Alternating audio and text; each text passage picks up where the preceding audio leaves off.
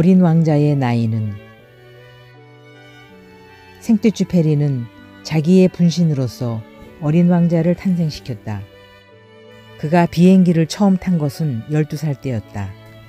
어린 왕자는 어른 사회를 비판하는데 이 점에서 보면 그 나이는 40세이기도 하다. 이 작품에서는 인간에게 중요한 것이 무엇인가, 어떻게 살 것인가, 사랑한다는 것은 무엇인가를 설명하면서 인간의 존재 이유를 더듬어 나간다. 어린 왕자의 세계와 현실 세계를 비교해보면 인간이란 기성관념에 중독된 생물이라고 할 수 있다.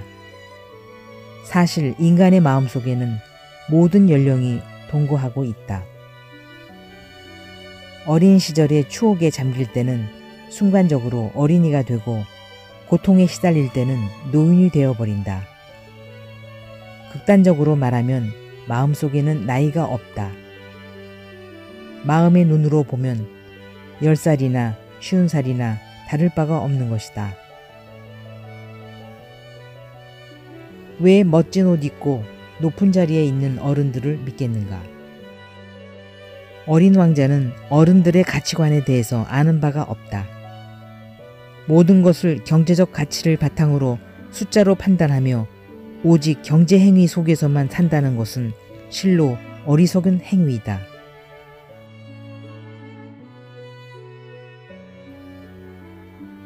비행사는 어린 왕자가 사는 별을 B-612번이라고 숫자로 말한다. 어른들은 숫자를 좋아한다. 처음 만난 자에게 중요한 질문은 하나이다. 나이가 몇이냐? 형제가 몇이냐? 체중이 얼마쯤 되냐? 한 달 수입이 얼마냐고 묻는다.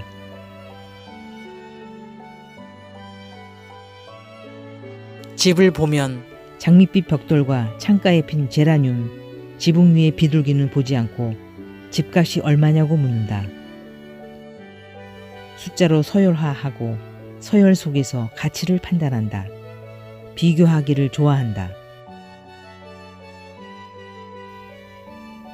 1909년 어린 왕자의 별을 처음 발견한 터키의 천문학자는 천문학 회의에서 자기가 발견한 것을 증명하였으나 그 복장이 아랍인의 복장이었기 때문에 아무도 그의 말을 신용하지 않았다.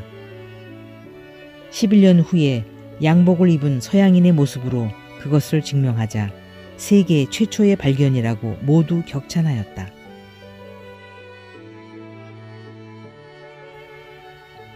값비싼 옷을 입은 자는 모두 찬양하는 것을 보면 사람들이란 자신의 의지보다는 선전이나 선입관으로 판단한다는 것을 알 수 있다. 스스로 생각하지 않고 남의 가치 기준에 사로잡히고 마는 것이다. 값이라는 숫자의 술책에 사로잡혀 진실을 볼 수 없게 되어버린다.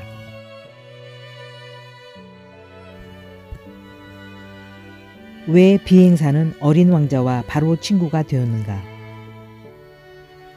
어린 왕자는 갑자기 사막에 나타나게 된 소년으로 상식을 넘어선 존재이며 어른의 세계를 초월하고 있다. 그런데 비행사는 불시착한 비행기를 수리하느라고 정신이 없다.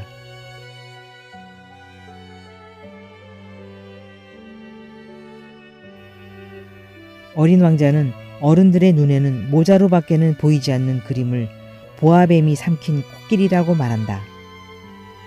바로 생떼쥐페리가 그토록 듣고 싶어 했던 대답이었던 것이다.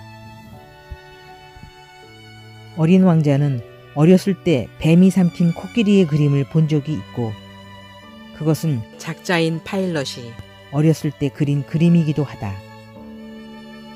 아마도 어른들이 이 그림을 이해해 주었더라면 작자는 비행사가 되지 않고 화가가 되었을 것이다. 자기 내부에 잠든 또 하나의 재능에 눈뜨게 되었을 것이기 때문이다. 그러나 어른들의 상식적인 공통된 망언에 의해서 그의 꿈은 성취되지 않았다.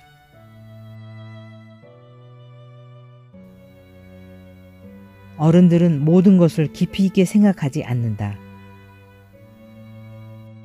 이 보아 뱀의 그림을 자세하게 살펴보면 뱀의 눈이 그려져 있다. 모자에는 눈이 없지 않은가?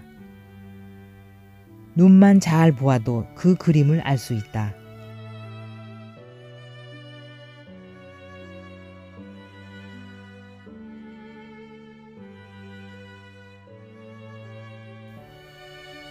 이것은 매우 간단한 추리이다.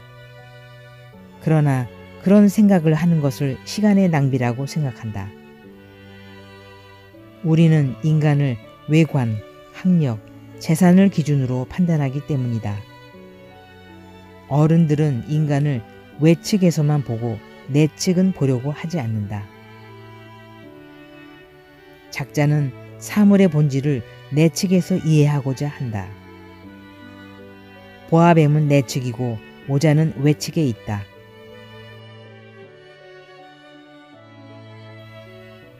인간은 누구나 어렸을 때는 내측을 보는 능력이 있었으나 자기도 모르게 이 투시 능력을 상실한 것이다.